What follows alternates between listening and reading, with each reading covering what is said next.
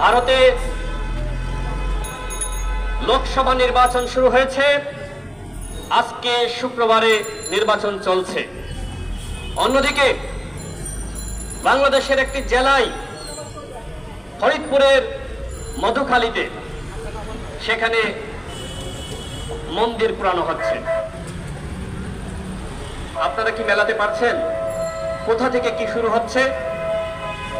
ভারতে নির্বাচন, বাংলাদেশের মন্দিরে আগুন।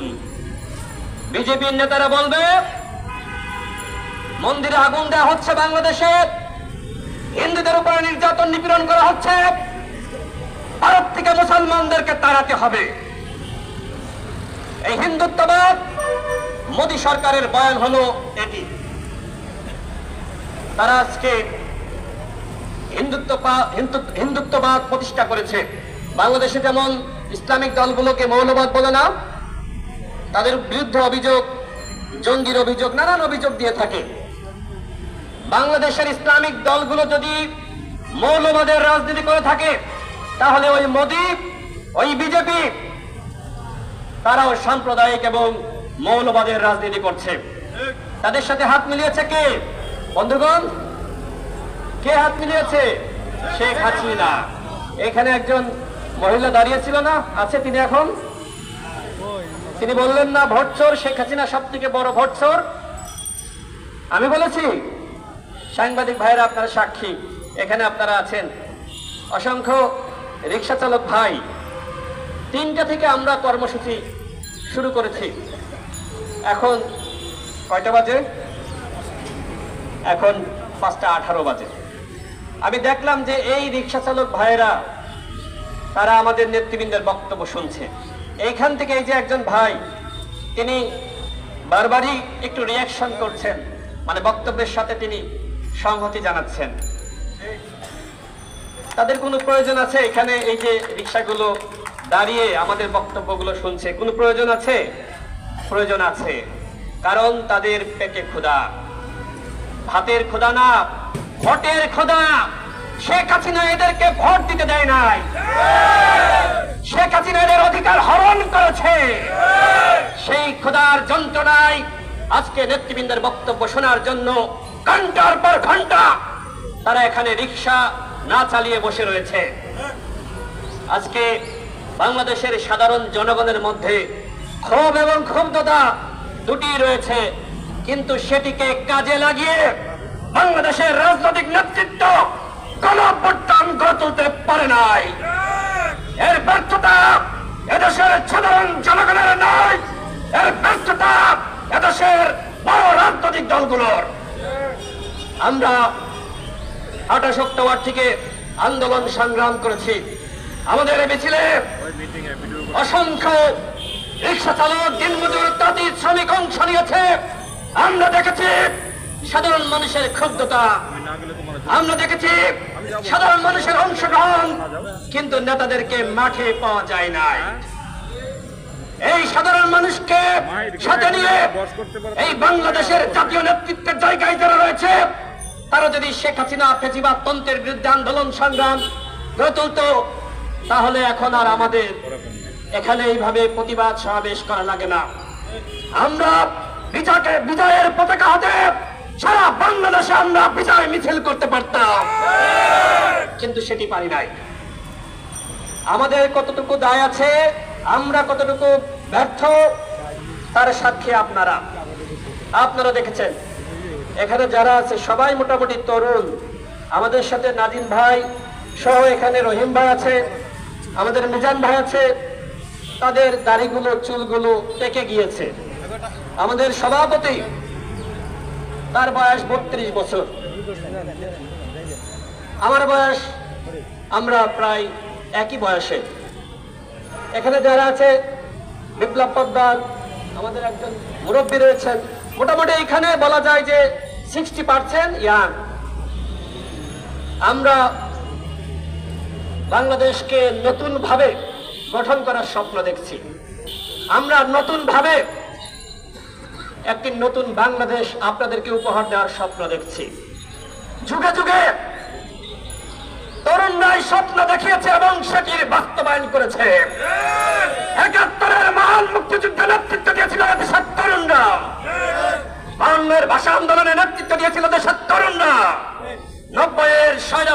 আন্দোলন বলেন আর সেনা সমর্থিত ফখরুদ্দিন মঈনুদ্দিন, তাদের বিরুদ্ধে প্রত্যেকটা আন্দোলনের নেতৃত্ব দিয়েছে তরুণরা। এই গণ অধিকার পরিষদের যে নেতৃত্ব, তরুণ এবং মধ্যবয়স্ক এবং সিনিয়র যারাই রয়েছে, তাদের নেতৃত্বে ইনশাআল্লাহ বাংলাদেশে গণ অভ্যুত্থান রচিত হবে। নেতারা যদি রাজপথে থাকে তাহলে কর্মী শূন্যতায় ভুগতে হয় না। এখানে কোনো ভাড়া করে লোকানো হয়েছে? কারোর পকেটে 200 টাকা দেওয়া হয়েছে? এই যে রিক্সা চালক ভাইরা, আপনাদের হাতে কি বিরিয়ানির প্যাকেট দেওয়া হয়েছে? দেওয়া হয়নি। এখানে যারা এসেছেন দেশপ্রেমের তাগিদে, স্বাধীনতা সার্বভৌমত্ব রক্ষার তাগিদে, ভারতীয় আগ্রাসনের বিরুদ্ধে আন্দোলন এখানে সবাই হাজির হয়েছে। ভাড়া করে লোক আমরা মিছিলে আনি নাই। আমরা কোনো ভাড়া করার লোক এনে এখানে হাজার হাজার মানুষ দেখাবো, লাভ কি তাতে? বাংলাদেশে যদি প্রকৃতপক্ষেই রাজনৈতিক দলগুলো গণ অভ্যুত্থান সৃষ্টি করতে চায় তাহলে কি করতে হবে? সেনাবাহিনীতে যারা যোগদান করে তাদেরকে যে কঠিন ট্রেন আপ করা হয়, যাদের আত্মীয় স্বজন সেনাবাহিনীতে আছে আপনারা জানেন। আমাদের বন্ধুরা যারা সরকারি চাকরি বলেন আর বেসরকারি চাকরি বলেন সেখানে প্রবেশ করেছে, কাউকে 2 মাস, 6 মাস, 1 বছরের ট্রেনিং করানো হয়। বিদেশ থেকে ট্রেনিং করিয়ে আনা হয় কেন? যাতে করে তিনি ওই পেশায় নিজেকে ভালোভাবে নিয়োজিত করতে পারে। রাজনৈতিক দলগুলো আমরা যারা রয়েছি, আমাদের এখানে যদি 100 জন থাকে, আমি চ্যালেঞ্জ করে বলতে পারি এখানে পুলিশ হামলা হলে একজন এখান থেকে পালিয়ে যাবে না। কারণ এদেরকে আমরা এই নেতৃত্বকে সেই কোটা সংস্কার আন্দোলন থেকে ঝালাই করতে করতে সেই সাহসের সুস্থ সীমানায় নিয়ে গিয়েছি। তাদের সাহস পর্বতের সমান। বিনয় মোল্লার বক্তব্য শোনেন নাই? কথা বলতে পারে না, কথা আটকে যায়, অথচ তারপরেও ফাটিয়ে দিয়েছে এখানে। তার বক্তব্য শুনে এখানকার প্রত্যেকের হৃদয়ে আঘাত লাগে নাই, উত্তেজিত হন নাই? তার বক্তব্য আমাদের এই প্রশম খাড়া করে ফেলিয়েছে না? গণ অধিকার পরিষদের নেতৃত্ব এমনই সাহসী, এমনই দুর্বল, তাদেরকে কেনা যায় না, তারা বিক্রি হয় না। নির্বাচনের আগে আমাদেরকেও, আমরা তো বারবার বলে আসছি, আমরা যদি মিথ্যা বলতাম সরকারের এজেন্সি বা প্রশাসন এই মিথ্যা বলার কারণে আমাদের বিরুদ্ধে ব্যবস্থা নিতে পারত না।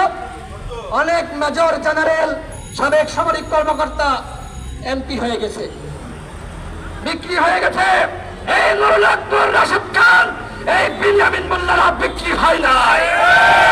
আমরা মাথা নত করি নাই। এই শেখ হাসিনার কাছে আমরা মাথা নত করব না। আমাদের সভাপতির বিরুদ্ধে গ্রেপ্তারি পরোয়ানা জারি করা হয়েছে, আমার বিরুদ্ধেও গ্রেপ্তারি পরোয়ানা জারির প্রক্রিয়া চলছে, চার্জশিট হয়ে গেছে। তাই বলে কি এখানে আমরা সমাবেশে আসবো না? এই অজুহাত দেখিয়ে আমরা কি ঘরের মধ্যে পালিয়ে থাকবো? আরে গ্রেপ্তার যদি হতে হয় এই প্রেসক্লাবের সামনে থেকে গ্রেপ্তার করুন। আমরা রাজপথে রয়েছি, পালিয়ে ঘরের মধ্যে থেকে আমরা গ্রেপ্তার হব না। যদি নেতা রাজপথে থাকে তাহলে কর্মীরা তার জন্য জীবন দিয়ে দিতে প্রস্তুত থাকে। যুগে যুগে লড়বো, আমরা জিতবো, যুগে যুগে লড়বো। প্রিয় সাংবাদিক ভাইরা, উপস্থিত বন্ধুগণ, তো গণ অভ্যুত্থানের যে গল্প আপনাদেরকে শোনাচ্ছিলাম, বাংলাদেশের রাজনৈতিক দলগুলোর নেতা কর্মীদেরকে প্রশিক্ষণ দিতে হবে। প্রশিক্ষণ না দিলে ওই যে পল্টনে 28 অক্টোবর 10 লাখ মানুষের বেশি এসেছিল না, মির্জা ফখরুল ইসলাম আলমগীর সাহেব, বিএনপির মহাসচিব, তিনি কি বলেছেন? এমন ছাত্র এবং যুবক নেতৃত্ব চাই যারা পুলিশের হুইসেল শুনলে, সাউন্ড গ্রেনেডের শব্দ শুনলে পালিয়ে যাবে না। তার মানে কি হয়েছিল? তার মানে ওই দিন প্রতিরোধ গড়ে তোলা সম্ভবপর হয়নি। আমি শুধু কর্মীদেরকে দোষ দিব না, নেতৃত্বের জায়গায় যারা ছিলেন তারা যদি ওই স্টেজে দাঁড়িয়ে ঘোষণা দিতেন আজকে প্রতিরোধ করতে হবে, ওই দিন গণঅভ্যুত্থান সৃষ্টি হতো। হয়নি, ঘোষণা আসে নাই, এবং একই সাথে প্রশিক্ষণের ঘাটতি রয়েছে। তার মানে কি ওই 10 লাখ মানুষকে প্রশিক্ষণ দিতে হবে? পুলিশের বাঁশি বাজলে, বন্দুক চললে, আঘাত আসলে পাল্টা আঘাত করতে হবে। এখন সময় পাল্টা আঘাতের। মিষ্টি মিষ্টি কথা বলে আর প্রেস মিটিং করে আর ঘরের মধ্যে সমাবেশ করে শেখ হাসিনা সরকার এত দুর্বল না ভাই, তার পতন ঘটানো যাবে না। নতুন করে নতুন কৌশলে ঈদ শেষ হয়ে গেছে, রমজানে আমরা বহুত খানা পিনা করেছি, ইফতারি করেছি, এখন আন্দোলন করতে হবে। আন্দোলন ছাড়া আমেরিকার দিকে তাকিয়ে থেকে, চীনের দিকে তাকিয়ে থেকে, ইউরোপের দিকে তাকিয়ে থেকে শেখ হাসিনার পতন ঘটানো যাবে না। একমাত্র পথ গণঅভ্যুত্থান, এদেশের জনগণের শক্তিতেই শেখ হাসিনার পতন নিশ্চিত করতে হবে। সুতরাং জনগণকে নামানোর জন্য যা যা করা দরকার, যাদের সাহসী নেতৃত্ব দরকার, সেই সাহসী সমন্বিত লিডারশিপের মাধ্যমে বাংলাদেশের প্রায় 63টি রাজনৈতিক দল রয়েছে যারা নির্বাচনে যায়নি। এই 63টি রাজনৈতিক দলের যে সকল তরুণ সাহসী নেতৃত্ব রয়েছে তাদের সমন্বয়ে একটি ব্রিগেড ফোর্স গঠন করতে হবে। মহান মুক্তিযুদ্ধের সময় প্রতিটি সেক্টরের দায়িত্ব ভাগ করে দেওয়া হয়েছিল, প্রত্যেকটা জায়গায় নেতৃত্ব সৃষ্টি করা হয়েছিল, যে কারণে কিন্তু মহান মুক্তিযুদ্ধ 9 মাসের আন্দোলনে, রক্তক্ষয়ী সংগ্রামের মাধ্যমে সেই আন্দোলন সফল হয়েছে। এখন এই ফ্যাসিবাদের বিরুদ্ধে আমরা 15 বছর ধরে লড়াই করছি, কিন্তু সফল হতে পারছি না। সফল হতে পারছি? সেখানে 9 মাসের সংগ্রামে সফল হয়েছি, এখানে 15 বছর সংগ্রাম করে আমরা সফল হতে পারছি না। তার মানে ব্যর্থতা আছে, আমাদের নেতৃত্বের সংকট আছে, এটি আমাদেরকে কাটিয়ে উঠতে হবে।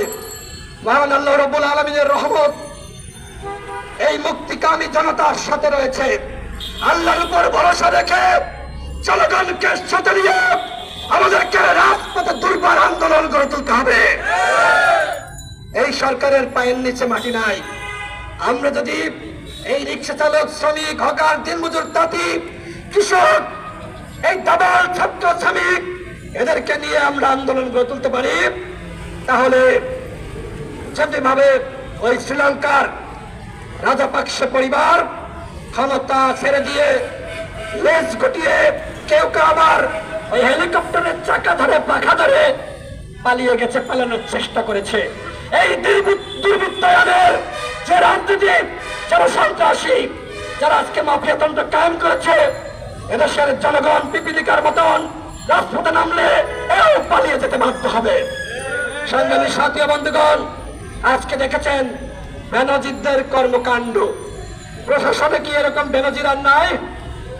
এরকম অসংখ্য বেনজির রয়েছে যারা আজকে শেখ হাসিনাকে ক্ষমতায় রেখেছে, কারণ এদের সম্পদের পাহাড়। বেনজির প্রায় 10,000 কোটি টাকার মালিক। বেনজির একজন পুলিশের কর্মকর্তা, 10,000 কোটি টাকার সম্পদের পাহাড় গড়ে তুলেছে। এই বেনজিরদের মতন আর কে কে পুলিশে রয়েছে? এই যে পাশেই দুদক, আমাদের দুদক ভাই ধরতে পারবে? দুদক ভাই ধরতে পারবে না। আমাদের দুদক ভাই সাবেক 3বার প্রধানমন্ত্রী খালেদা জিয়াকে ধরবে। 2 কোটি টাকা নাকি তিনি লুটপাট করেছেন। তার দলের অসংখ্য নেতাকর্মী রয়েছে যারা হাজার হাজার কোটি টাকার মালিক। 2 কোটি টাকা লুটপাট করতে হয়। এই দুদক ভাই খালেদা জিয়াকে ধরবে, ডক্টর ইউনূসকে ধরবে। এগুলো সব হয়রানি। আমাদের সভাপতি নুরুল হক নূর, তাকে হাইকোর্টে তলব করেছে, এখন গ্রেপ্তারি পরোয়ানা জারি করেছে। কেন? কারণ আমরা ওই হিন্দুত্ববাদ মোদী সরকারের বিরুদ্ধে লড়াই করছি, আমরা ভারতীয় আগ্রাসনের বিরুদ্ধে লড়াই করছি। বাংলাদেশের জনগণ এই যে ঈদ গেল এবং রমজানে ভারতীয় পণ্য কেনে নাই, ভারতীয় পোশাক কেনে নাই, যে কারণে এখন মোদী সরকার শেখ হাসিনাকে টেলিফোন করে বলেছে, তোমার দেশের একজন যুবক ছাত্রতা আছে না, একজন ইয়াংস্টার আছে না, নুরুল হক নূর, তাকে গ্রেপ্তার করো। কারণ সর্বপ্রথম সেই এই প্রেস ক্লাবের সামনে থেকে ভারতীয় পণ্য বর্জনের আহ্বান জানিয়েছে। বাংলাদেশের রাজনীতিবিদদের মধ্যে সর্বপ্রথম আমাদের সভাপতি নুরুল এই প্রেস ক্লাবে দাঁড়িয়ে বলেছে ভারতীয় এবং ইসরায়েলি পণ্য বর্জন করুন। সেটি নির্বাচনের পরে বিবিসিতে প্রকাশিত হয়েছে, আমেরিকায় প্রকাশিত হয়েছে। তার মানে নুরুলকে কি এখন আদর করবে? মোদি যদি টেলিফোন করে বলে আদর করবে, তাকে তো গ্রেপ্তার করবেই। কিন্তু নুরুল ভয় পায় না। এখানে সাংবাদিক ভাইরা অনেকে মনে করছিলেন, আমাদের বন্ধুরা মনে করছিলেন যে আজকে হয়তো নূর আসবে না। আরে নূর তো সাহসী লোক, যাকে বন্দুকের ভয় দেখিয়ে, গ্রেপ্তারের ভয় দেখিয়ে তাকে ঘরে বসিয়ে রাখা যাবে না। সুতরাং আমাদেরকে দমন করতে পারবেন না। যে আন্দোলন শুরু হয়েছে ওই ভারতীয় তাবেদার সরকারের বিরুদ্ধে, ভারতীয় আগ্রাসনের বিরুদ্ধে, এদেশের স্বাধীনতা সার্বভৌমত্ব রক্ষার জন্য, যতক্ষণ না পর্যন্ত শেখ হাসিনার পতন হয়, এই আন্দোলনের দাবানল প্রত্যেকটা ঘরে ঘরে ছড়িয়ে দেবে ইনশাআল্লাহ। রিক্সা চালক ভাইরা আমাদের সাথে রয়েছে, এদেশের 18 কোটি মানুষ আমাদের সাথে রয়েছে। আমরা তাদেরকে নিয়ে গণ অভ্যুত্থান সৃষ্টি করব। গণ অভ্যুত্থানের মাধ্যমেই এই সরকারের পতন হবে। আপনাদের সকলকে রাজপথে থাকার আহ্বান জানিয়ে আমি আমার বক্তব্য শেষ করছি। জনতার অধিকার আমাদের অঙ্গীকার, দেশ হবে জনতার। ধন্যবাদ সকলকে।